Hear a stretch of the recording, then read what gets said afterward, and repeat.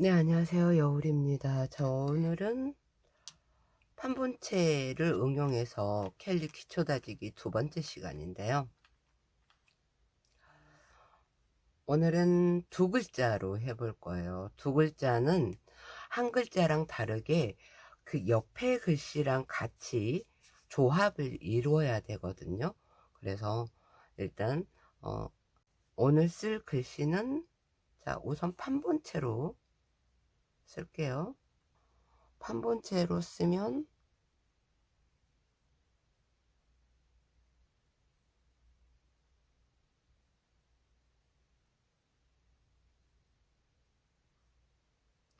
여깁과 저도 가끔 가다가 이걸 안 하게 되는데, 세워서 뒤로 젖히는 회봉을 해주면 이 끝이 이쁘게 돼요.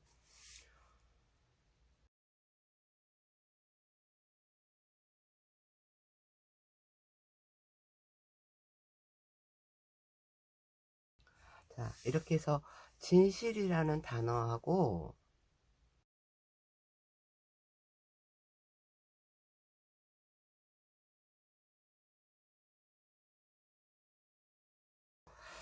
그래서 진실하고 미소라는 단어를 가지고 두 글자의 조합을 만들어가는 과정을 설명을 드릴 건데요. 한 글자하고 똑같이 역시 강조를 해주고, 이거를 기초로 해서 캘리그라피 글씨로 바꿀 때는 몇 가지의 변화가 필요하죠. 지난 시간에 이거는 계속 반복할 거예요. 왜냐면 기본이 되니까. 두께 변화, 그리고 길이, 크기, 모양, 이거를 통합해서 하다가 보면 자연스럽게 나오는 위치 변화까지요. 의도적으로도 할 수 있어요. 그래서 이게 강조 변화의 기본이에요. 이거를 잘 이용하면 내가 원하는 나만의 글씨를 만들 수 있다는 거죠. 그래서 진실이라는 단어에서 일단은 두 글자의 조합부터 알아보자고요. 우선은 캘리그라피는 띄어쓰기를 별로 하지 않아요. 거의 문장도 붙여 쓰죠. 그 붙여 쓰면서 거기에서 오는 조화가 예뻤을 때 우리는 그냥 잘된 예쁜 캘리그라피라고 하죠. 캘리그라피의 원 해석을 보면 예쁜 손글씨예요.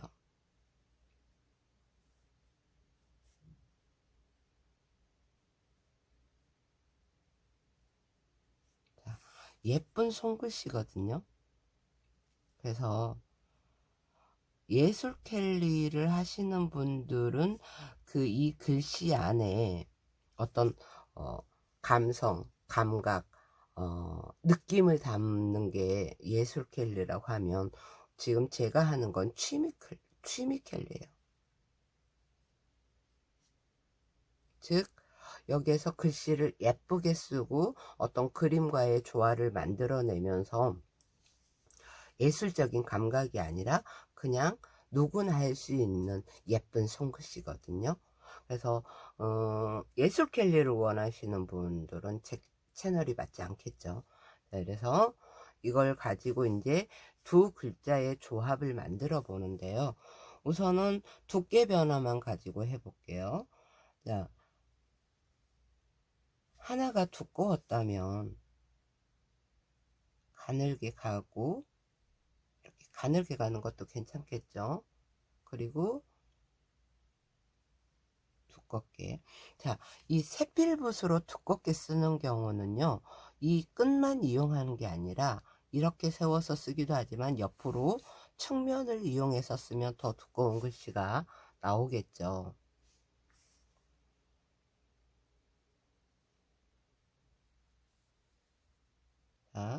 정자체에서 두께만 변화 준 거예요.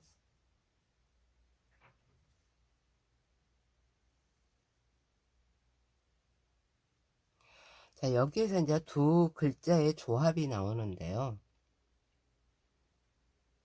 여기서 니을자를 그냥 정자체로 쓰셔도 돼요.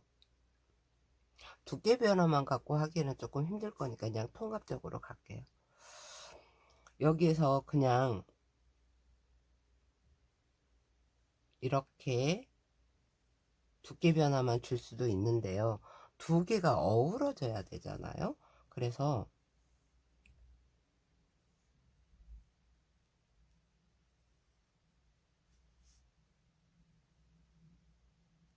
일단 진짜를 이렇게 썼다고 쳐요. 그러면 실자는 조금 더 커도 되겠죠. 크기를 같이 한다고 해도 이렇게 해놓고 니을자를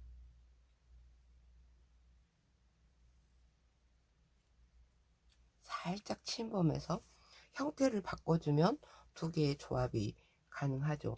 그리고 작게 써도 돼요.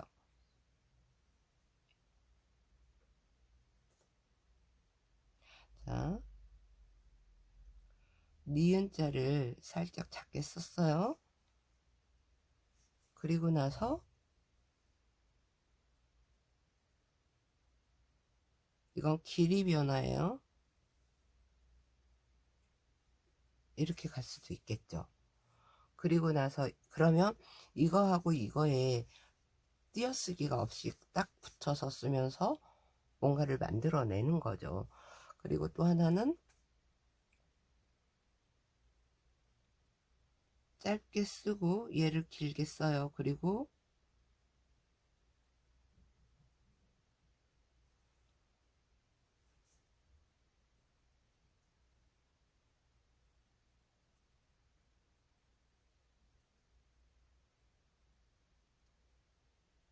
이런 식으로 해서 변형을 주는 거죠. 즉 두께 변화, 길이 변화, 이제 크기 변화가 올 수도 있어요. 즉 여기서 이제 크기 변화가 일어나긴 했죠. 근데 길이 변화로 보고요.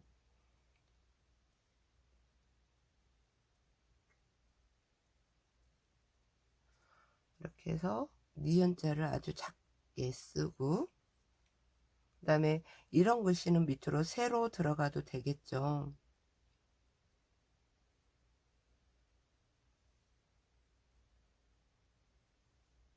이렇게 크기 변화를 주면 세로 글씨로 또 괜찮은 조합이 나오죠. 그리고 여기다 이제 보통 이렇게 쓰고 이렇게 늘려서 쓰고, 여기에 뭐 감성 캘리로 쓴다면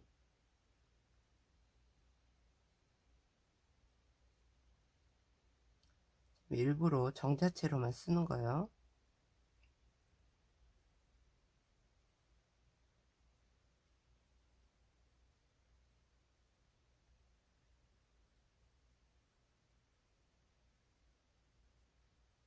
이런 간단한 캘리가 되겠죠. 자, 그래서 일단은, 자, 그래서 이제 자신만의 글씨를 만들 때는 변화를 이용을 해야겠죠. 두께, 길이, 크기, 모양, 그 다음에 위치, 이렇게 5가지로 해서 본인의 글씨를 만들어 가는데, 이 진실이라는 단어를 가지고 두께를 중간중간 변형을 해주고, 그 다음에 크기를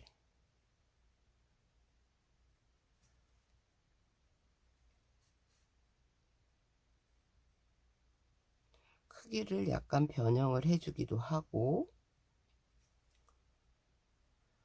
그 다음에 위치를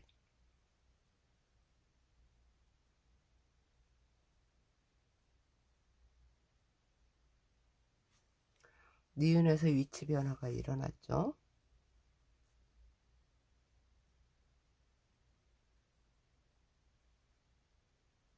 이런 식으로 위치 변화를, 그 다음에 모양 변화가 있죠.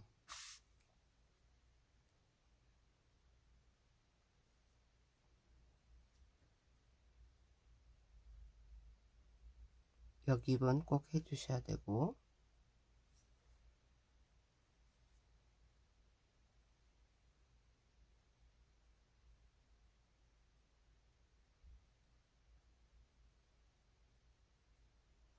이런 식으로, 즉 위치, 길이, 크기, 모양, 두께, 이 5가지를 적절하게 사용을 하면 이런 나만의 글씨가 나온다는 거죠. 의도적인 위치 변화는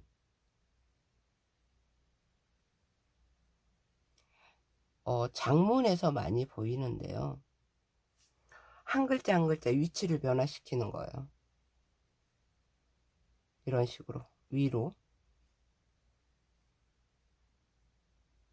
맞추면서도 위치를 변화시켜주고 얘를 실자를 강조해주는 역할을 하겠죠. 그리고 자, 장문으로 갔을 때 위치 변화 같은 경우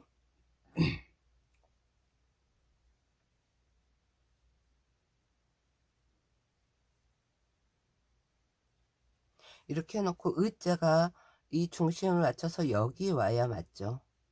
근데 이 밑에다가 더 큰 글씨를 진실이라는 글씨를 쓰기 위해서 의자를 의도적으로 위에다 써요. 그리고 이거 역시 크기 변화죠. 진실을 크게 쓰는 거예요. 이게 이제 장문을 쓸 때 길게 쓰면서도 간단하게 쓰는 방법이죠.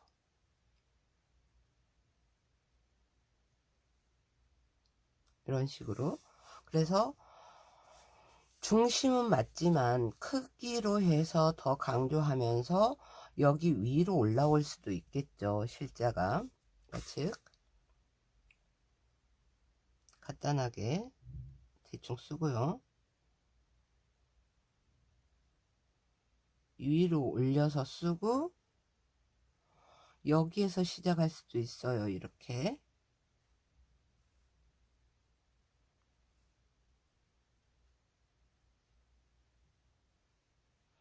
이런 식으로. 이게 더 길어져도 되겠죠. 이런 식으로 어떤 구도를 만들어 가는 과정에서 이 위치 변화는 상당히 중요한 역할을 하게 돼요. 그래서 이제 지금까지 이제 1편에서 했듯이 위치, 길이, 크기, 모양, 두께를 하나하나 연습해 보시는 게 중요해요. 이 두 글자를 가지고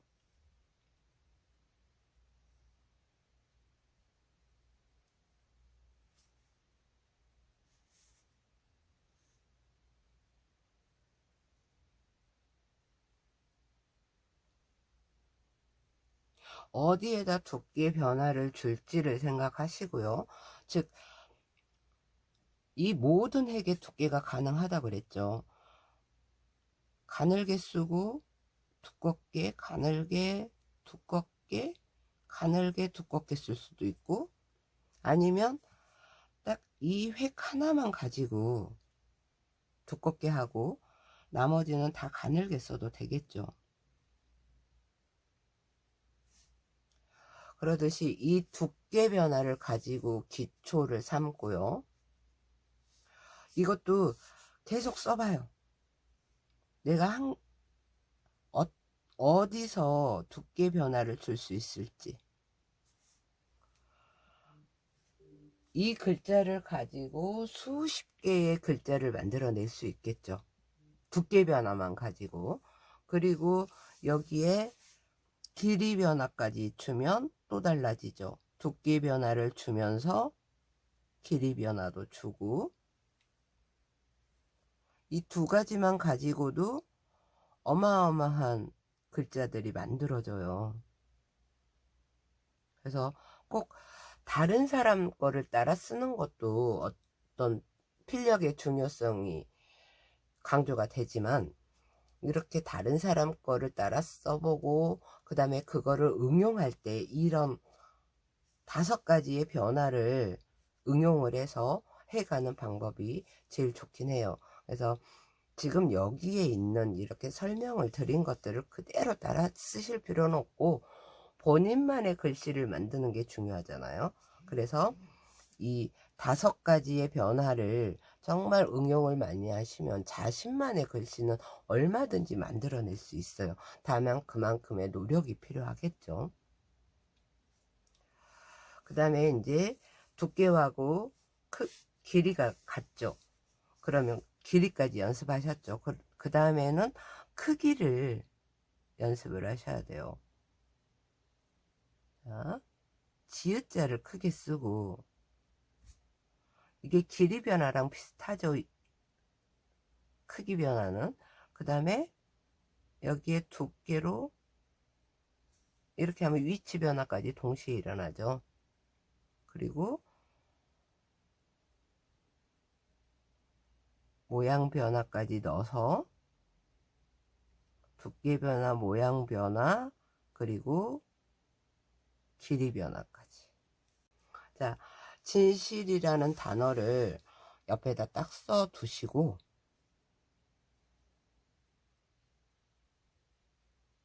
여기에 모양, 두께, 위치, 길이, 그 다음에 크기 5개 항목을 쭉 적어놔요. 그리고 계속 써보는 거예요. 모양도 변형시켜보고 크기도 변형시켜보고 그러면서 나만의 단어를 만들고 그걸 다시 연습하고 여러 가지 형태로 해보는 거죠. 자, 이제 진실이라는 단어는 이렇게 해보고요. 받침이 없는 미소라는 단어를 해볼게요. 이건 받침이 없어서 단순해요. 그래서 길이 변화보다는 아무래도 두께, 모양으로 가야겠죠.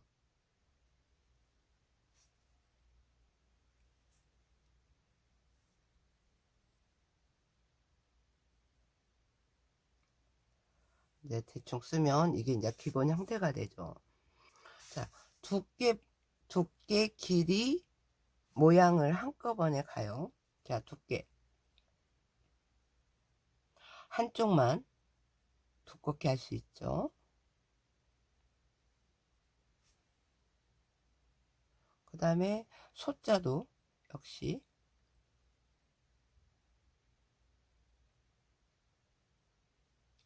이렇게 갈 수 있죠.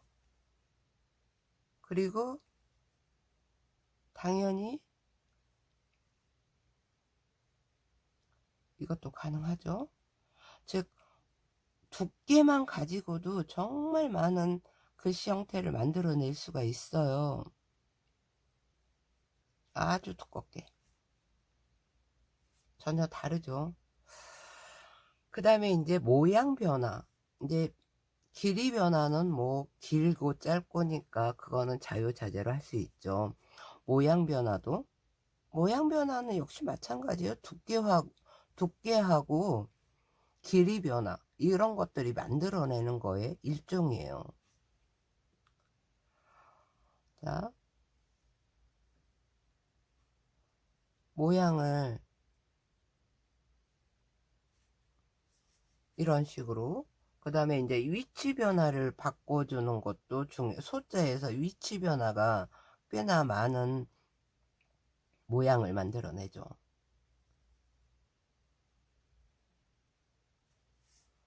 이런 식으로 위치 변화를 일으킬 수가 있겠죠. 이거하고 또 반대로 이렇게 두껍게 쓰고 이렇게 올 수도 있겠죠. 단순한 미자에서 줄 수 있는 건 두께, 모양, 길인데 소자에서는 위치 변화까지 줄 수 있다는 거죠. 이렇게. 그리고 시옷자도 역시 모양을 여러 형태로 써보시는 게 좋아요.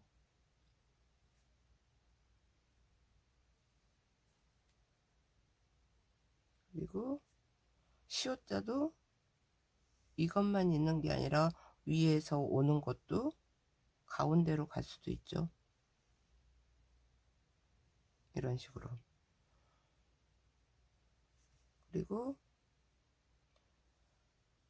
시옷자 변형 준다고 이 밑에서 가면 안 되겠죠. 어가 온다면 밑으로 내려가도 이게 가능한데 밑에 오가 오기 때문에 위에서 변형을 줘야겠죠. 이런 식으로.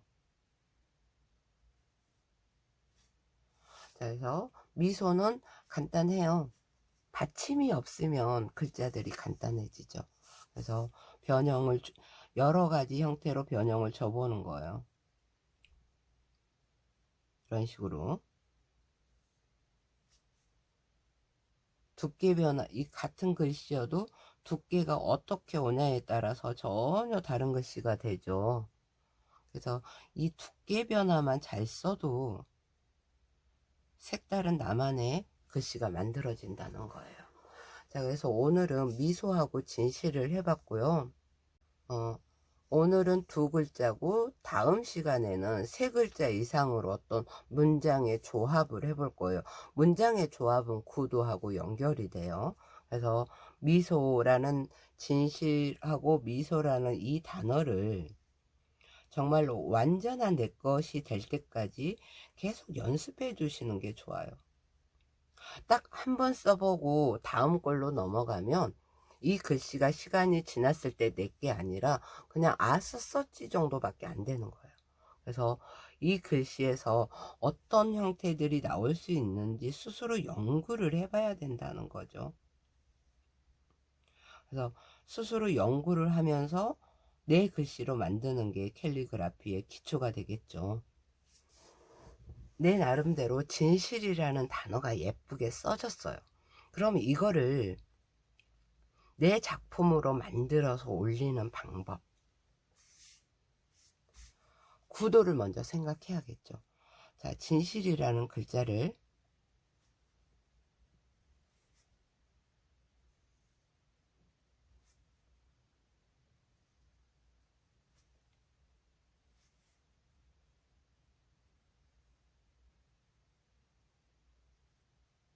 이렇게 해서 세로로 썼다고 쳐요.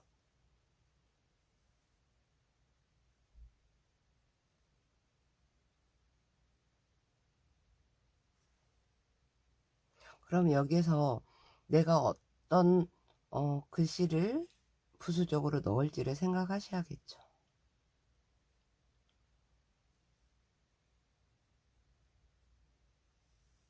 자, 니을자를 길게 뺐어요. 그리고 두껍게 해줬죠. 그 다음에 여기에서 이제 구도가 필요해요. 이 진실이라는 글자를 크게 썼으면 작은 글씨로 어떻게 어떤 문장을 넣을 것이냐를 먼저 생각하셔야겠죠.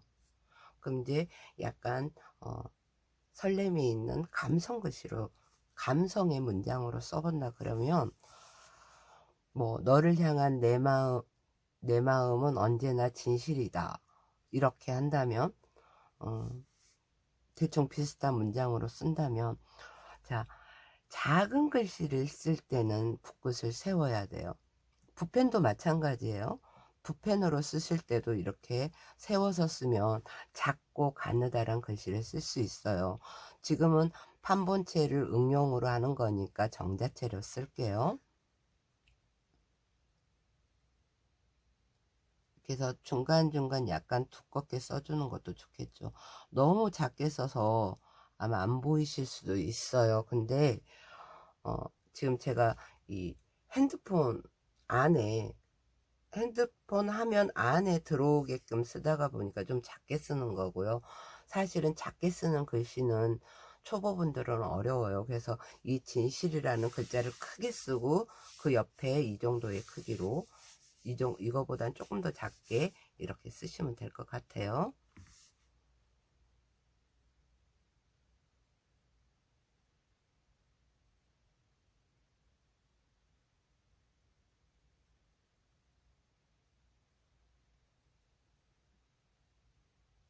자, 이 문장이 얼마나 길지를 먼저 계산하고 이 줄을 생각해야겠죠.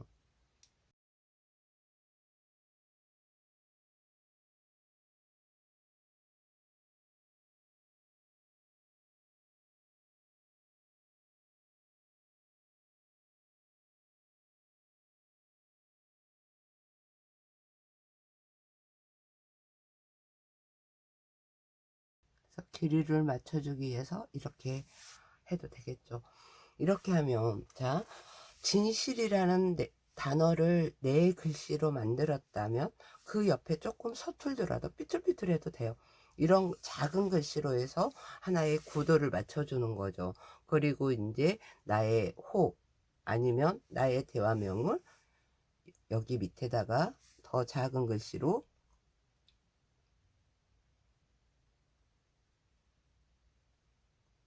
이렇게 사인을 해주고 여기에 낙관이 들어가면 이 하나의 자체로 하나의 작품이 되는 거죠.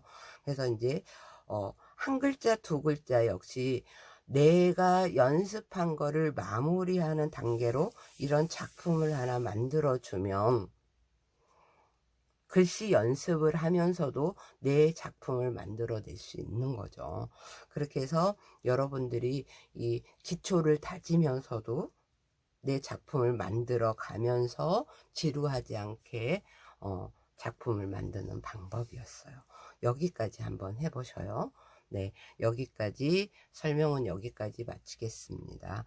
이상 여울이었습니다.